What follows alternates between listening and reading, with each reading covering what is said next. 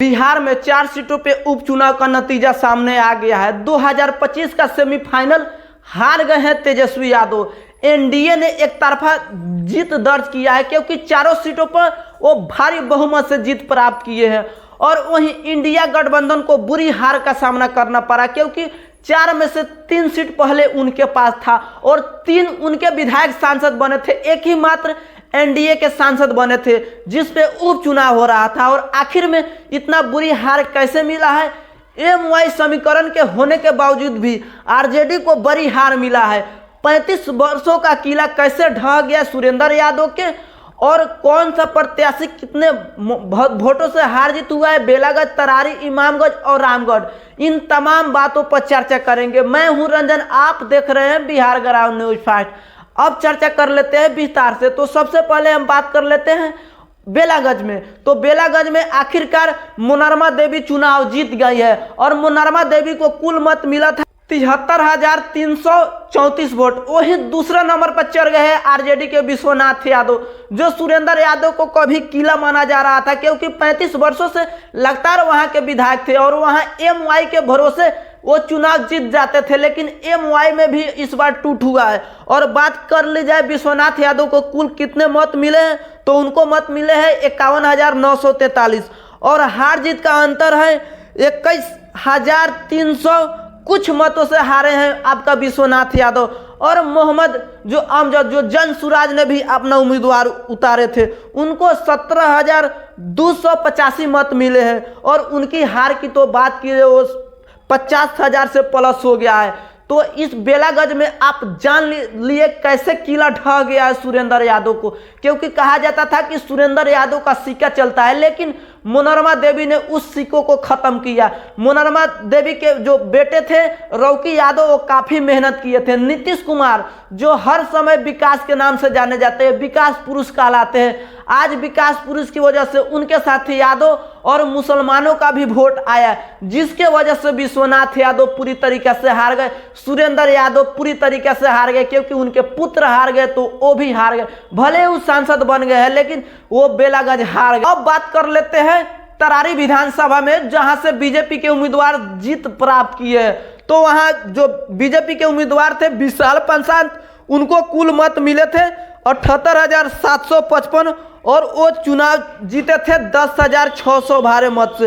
और वहीं दूसरे नंबर पे थे सीपीआईएम के जो राजू यादव थे और उनको कुल मत मिले थे 68,400 कुछ वोटों के आसपास उनको मत मिले थे और 10,000 के आसपास वोटों से वो चुनाव हार गए हैं राजू यादव। जो कहा जाता था कि तरारी सीपीआईएम का गढ़ है क्योंकि वहां से सुदामा प्रसाद जो विधायक हुआ करते थे अब वो सांसद बन गए, इसीलिए उस पर चुनाव हुआ, लेकिन वहां पर भी बड़ा खेल हुआ है और जो विशाल पासवान थे वो आखिरकार जीत गए हैं और वहां बीजेपी ने अपना कमल खिला दिया है। और वहीं अब बात कर लेते हैं इमामगंज से। इमामगंज में जो दीपा माझी चुनाव जीते हैं, हम प्रत्याशी चुनाव जीते हैं, जीतन राम माझी के बहू और बिहार सरकार में मंत्री संतोष सुमन के पत्नी दीपा माझी ने चुनाव जीत लिया एक बार फिर से, क्योंकि जीतन राम माझी का उन्होंने जो सीट वहां से चुनाव जीतते थे उनको बरकरार रखा है उनकी बहू दीपा माझी। अब दीपा माझी के कुल वोटों की बात की जाए तो उनको मत मिले हैं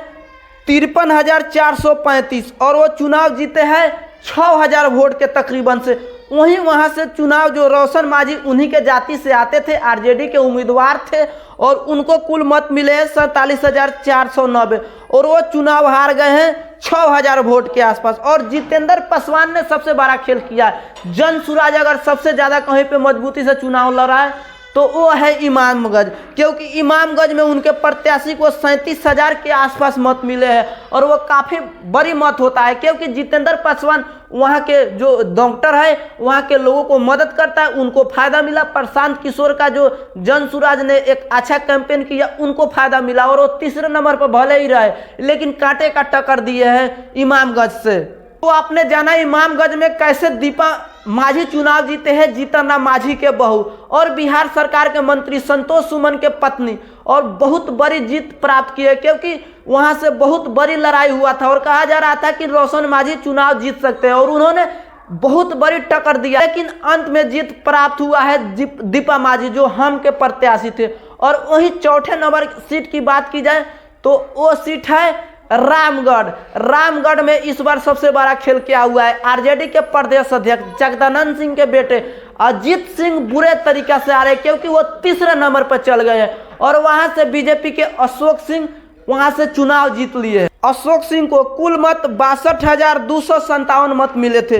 वही जो वहां से सबसे बड़ा खेल क्या हुआ, वहां से हाथी पे सवारी किए सतीश कुमार यादव, उनको भी अच्छा खासा मत मिले और उनको कुल मत मिले 60,000 कुछ मत, यानी 1,300 के वोटों से ही वो हार गए। तो बड़ा खेल हुआ और वहां से जगदानंद सिंह के बेटे अजीत सिंह तो तीसरे नंबर पर चले गए क्योंकि उनको मात्र 35,000 के आसपास वोट मिला और वो बड़ी हार का सामना करना पड़ा क्योंकि वहां गढ़ माना जाता था जगदानंद सिंह का और उस गढ़ को बीजेपी के अशोक कुमार सिंह ने तोड़ने में कामयाब हुआ। 8 सीटों में से एनडीए गठबंधन ने 4 पर अपना कब्जा किया और इंडिया गठबंधन को एक बुरी हार का सामना करना पड़ा।